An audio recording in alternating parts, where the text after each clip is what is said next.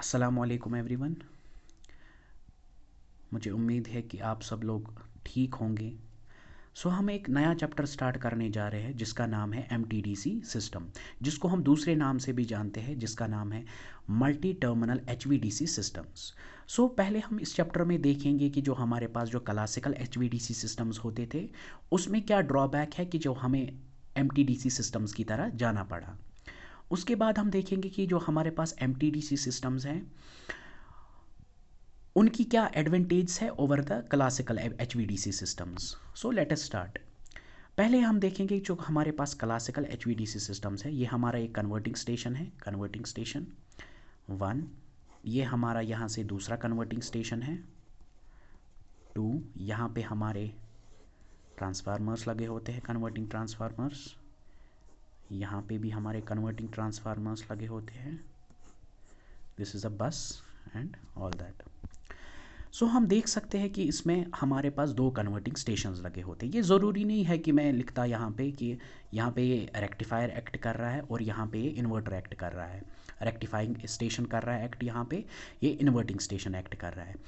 ये डिपेंड करता है सब हमारा फायरिंग एंगल क्या है। अगर हमारा फायरिंग एंगल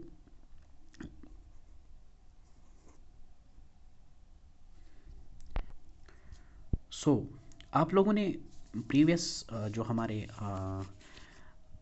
टॉपिक्स है उसमें आपने फायरिंग एंगल का डिस्कशन किया होगा। I am not going to discuss this thing in this chapter. Moving forward. जो हमारे पास ये क्लासिकल एचवीडीसी सिस्टम्स होते हैं, आप देख सकते हैं कि इसमें एक यहाँ पे स्टेशन लगा हुआ है, यहाँ पे दूसरा स्टेशन लगा हुआ है। मगर जो हमारे पास प्रैक्टिकल सिस्टम्स होते हैं उसमें हमारे मोर देन टू सिस्टम्स हो सकते हैं।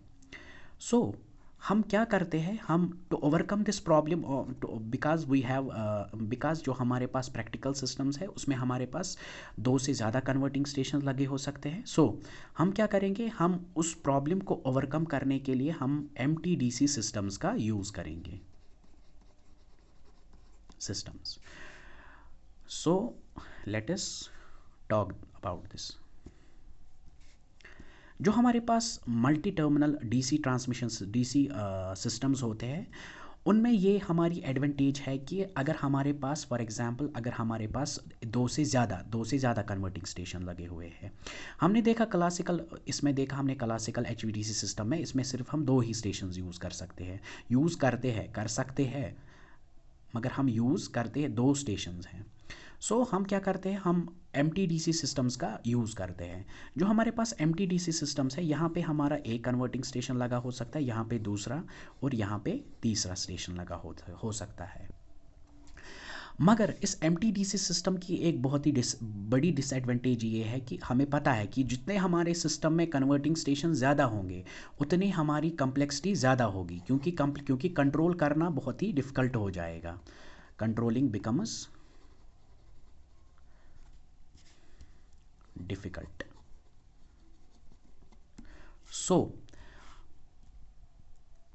जो हमारे पास जो हमारे पास इंडिया में जो हमारे पास एचवीडीसी सिस्टम है उसकी जो रेटिंग्स है, हमारे पास एक बाइपोलर लिंक है जिसकी रेटिंग है, हमारे पास वोल्टेज रेटिंग है हमारी 800 किलोवाट, जो हमारी कहाँ से कहाँ रन करती है, आगरा से लेकर Agra to north east, north east, north east. हमने देखा कि हमारे पास जो मल्टी टर्मिनल एचवीडीसी सिस्टम्स होते हैं उसमें हम मोर देन टू कन्वर्टर्स का यूज़ करते हैं। और जो हमारे इंडिया में सबसे पहले जो लिंक हमारी जो लिंक रन करती है वो करती है from Agra to north east, and जिसकी हमारी बाइपोलर लिंक है ऑफ 800 किलो वोल्ट। नेक्स्ट हम देखेंगे कि जो हमारे पास मल्टी टर्मिनल एचवीडीसी सिस्टम्स की जो डिफरेंट डिफरेंट कॉन्फ़िगरेशन होती है वो उसको हम डिस्कस करेंगे। जो हमारे पास कॉन्फ़िगरेशन होती है एमटीडीसी सिस्टम्स की, उनमें सबसे पहले हम डिस्कस करेंगे कि जो हमारे पास कांस्टेंट वोल्टेज पैरेलल स्कीम, दूसरा हमारे पास कांस्टेंट करंट सीरीज स्कीम। और जो हमारी कांस्टेंट वोल्टेज पैरेलल स्कीम है, इसमें हमारी दो कॉन्फ़िगरेशंस हो सकती है। एक तो रेडियल नेटवर्क, दूसरा हो सकता है हमारा mesh network.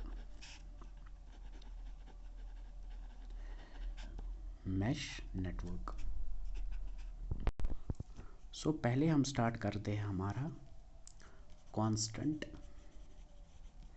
Voltage parallel scheme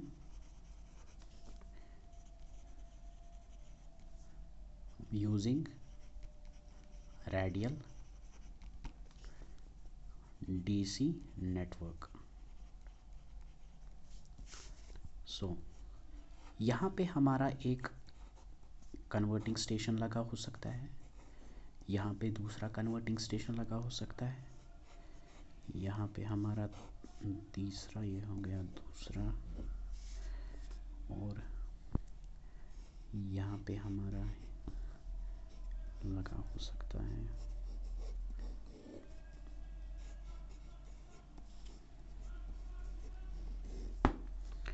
so जो हमारे पास जो ये दो लेग्स हमारी यहाँ पे मौजूद है, ये एक्ट करती है हमारी rectifier station.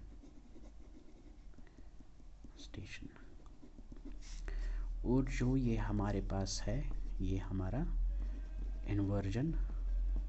Inverting station act करते हैं। और जो हमारा इनका मिड पॉइंट है, ये हमारा ग्राउंड होता है। ये हमारा ग्राउंड, ये ग्राउंड। यहाँ पे हमारे कन्वर्टिंग ट्रांसफार्मर्स लगे होते हैं। यहाँ पे हमारे कन्वर्टिंग मैं सिंप्लीफाइड डायग्राम बना रहा हूँ हमारी कन्वर्टिंग ट्रांसफार्मर की। यहाँ पे हमारा कन्वर्टिंग ट्रांसफार्मर लगा हो सकता है, यहाँ पे और यहाँ पे। सो ये हमारा स्टेशन 1 है, ये हमारा स्टेशन 2 है, ये हमारे पास स्टेशन 3 है, और ये हमारा स्टेशन 4 है। सो आप देख सकते हैं कि डायग्राम से कि जो हमारे पास जो कन्वर्टिंग स्टेशन है वो कितने यूज़ किए हमने, 4 स्टेशन, जिसमें हमारा 2 रेक्टिफाइंग स्टेशन एक्ट कर रहे हैं और 2 इन्वर्टिंग स्टेशन एक्ट कर रहे हैं। So this is the configuration of the constant voltage parallel scheme using the radial DC network. So moving forward, हमारा जो दूसरी कॉन्फ़िगरेशन है वो है हमारी constant voltage parallel scheme using mesh network. So इसमें भी हमारा सेम ही होगा, बस कनेक्शंस की डिफरेंस होगी। यहाँ पे ये हमारा पहला कन्वर्टिंग स्टेशन है,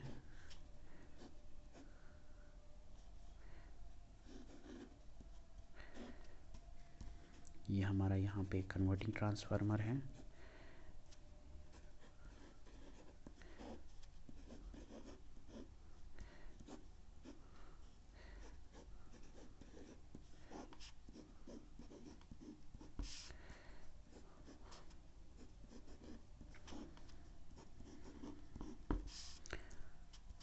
इसके बाद यहाँ पे हमारा कन्वर्टिंग ट्रांसफार्मर, यहाँ पे भी, यहाँ पे भी, यहाँ पर भी। सो कन्वर्टिंग स्टेशन फर्स्ट को हम पहले इसके साथ कनेक्ट करेंगे, उसके बाद हम इसको इसके साथ कनेक्ट करेंगे। क्लियर? फिर हम यहाँ से एक कनेक्शन उठाएंगे, वो हम यहाँ से इधर कनेक्ट करेंगे।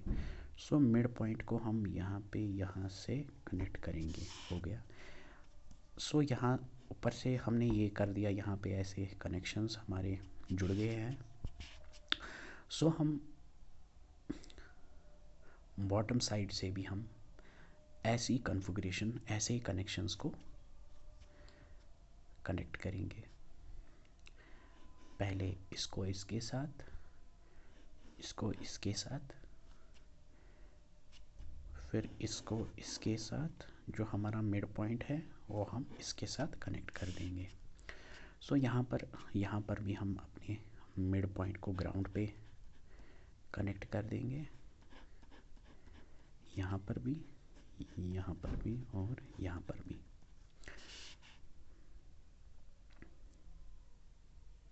क्लियर? सो ये हमारी कॉन्फ़िगरेशन है constant voltage parallel scheme using the mesh network. So ज़्यादातर इसके बारे हमें डिस्कशन कुछ नहीं करना है, बस जनरल एक डायग्राम हमारे पास हमें याद रहे, बस यही हमारे सिलेबस में इंक्लूड किया गया है। इसके बाद है हमारी जो दूसरी कॉन्फ़िगरेशन आती है, जिसको हम बोलते हैं constant current series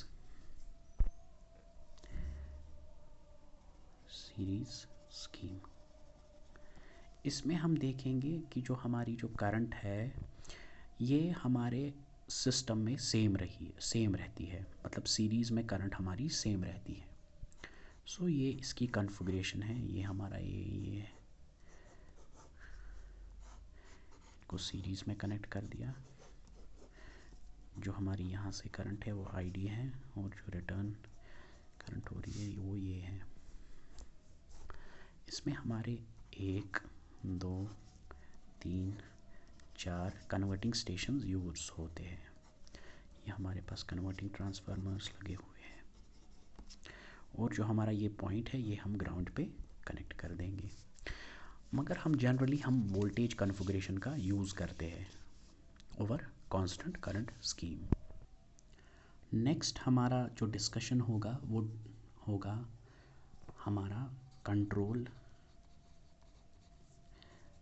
characteristics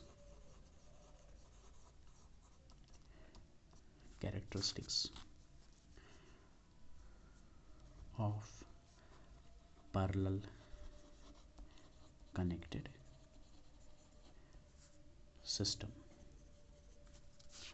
so पहले हम देखेंगे हम क्या करेंगे। इसमें हम देखेंगे कि जो हमारे पास जो कन्वर्टिंग स्टेशंस हमारे यूज़ हो रहे हैं, हम पहले एक कन्वर्टिंग स्टेशन का देखेंगे कि उसकी जो कंट्रोल कैरेक्टरिस्टिक्स आ रही है वो कैसी आ रही है। दूसरे कन्वर्टिंग स्टेशन का भी कैरेक्टरिस्टिक देखेंगे वो कैसा आ रहा है, तीसरे का भी देखेंगे, चौथे का भी देखेंगे।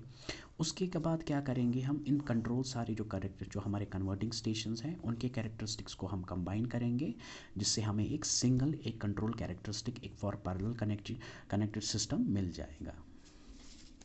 सो हम पहले कन्वर्टिंग स्टेशन फर्स्ट का बना लेते हैं। जो हमारे पास कन्वर्टिंग स्टेशन फर्स्ट है वो हमारा करता है एक्ट एज एन रेक्टिफायर। सो हमें पता है कि जो हमने प्रीवियस चैप्टर्स में देखा है कि जो हमारी कैरेक्टरिस्टिक्स आती है वो कुछ ऐसे आती है। ये हमारा कांस्टेंट इग्निशन एंगल कंट्रोल, और ये हमारा कांस्टेंट करंट कंट्रोल। क्लियर? ये हमारा फॉर रेक्टिफायर स्टेशन 1 आता है। हम रेक्टिफायर स्टेशन 2 का भी कुछ इसी तरीके से आएगा, मगर उसमें हम क्या कर सकते, क्योंकि हमारी करंट लेवल्स डिफरेंट हो सकती है। सो हमारा मैग्नीट्यूड और ये यहाँ पे हमारा आईडी है और यहाँ पे हमारा वीडी है। सो सेम यहाँ पे भी होगा। सो इस जो हमारे रेक्टिफाइंग स्टेशन सेकंड होगा, इसमें क्या होगा हमारे पास, इसमें जो हमारे कन्वर्टिंग स्टेशन की जो करंट होती है वो डिफरेंट हो सकती है। सो मैग्नीट्यूड हमारा डिफरेंट हो सकता है, बाकी कैरेक्टरिस्टिक्स सेम आएंगी, सिर्फ मैग्नीट्यूड्स की डिफरेंस आएगी। सो ये हम थोड़ा सा ऊपर बना लेते हैं। सो ये हमारा ये ऐसे आएगा, ये ऐसे आएगा, क्योंकि आप देख सकते हैं इसका जो मैग्नीट्यूड है वो कम है एज़ कम्पेयर टू दिस। सो ये हमारा यहाँ पे constant ignition angle control for rectifier, ये हमारा कांस्टेंट करंट कंट्रोल। इसी तरीके से हम अपने जो हमारे पास जो इन्वर्टिंग स्टेशंस हैं उनका भी इसी तरीके से बना लेते हैं। सो ये हमारे पास आईडी है, ये हमारे पास वीडी है, और जो हमारा इन्वर्टिंग स्टेशन के लिए आएगा वो कुछ इस तरीके से आएगा। ये हमारा कांस्टेंट करंट के लिए आएगा, कांस्टेंट करंट कंट्रोल। ये हमारा कांस्टेंट एक्सटिंक्शन एंगल कंट्रोल के लिए आएगा। इसी तरीके से कुछ दूसरे स्टेशन का भी कुछ ऐसे ही आएगा। ये हमारा आईडी है, ये हमारा वीडी है, कुछ इस तरीके से आएगा। This is constant ignition angle control, this is constant current control. So अगर हम इन चारों कैरेक्टरिस्टिक्स को कंबाइन करें और हमें एक सिंगल कैरेक्टरिस्टिक्स मिले for parallel connected system, so let us move. ये हमारा यहाँ पे आईडी आएगा, ये यहाँ पे वीडी आएगा। सो हम इन तीनों चारों को कंबाइन कर लेते हैं। ये कुछ इस तरीके से आएगा। ये हमारा रेक्टिफाइंग स्टेशन के लिए आएगा, जो हमारे पास कंबाइंड, जो हमारे पास रेक्टिफाइंग स्टेशन के लिए करंट, जो हमारे के पास कैरेक्टरिस्टिक्स आ रहे हैं वो कुछ इस तरीके से आएंगे। और यहाँ पे हमारा कुछ इस तरीके से आएगा। ये जो हमने बना लिया है, ये हमारा फॉर कंबाइंड इन्वर्टिंग स्टेशंस के लिए मिलेगा। ये हमारा फॉर कंबाइंड रेक्टिफाइंग स्टेशन के लिए मिलेगा। सो this is the overall characteristic.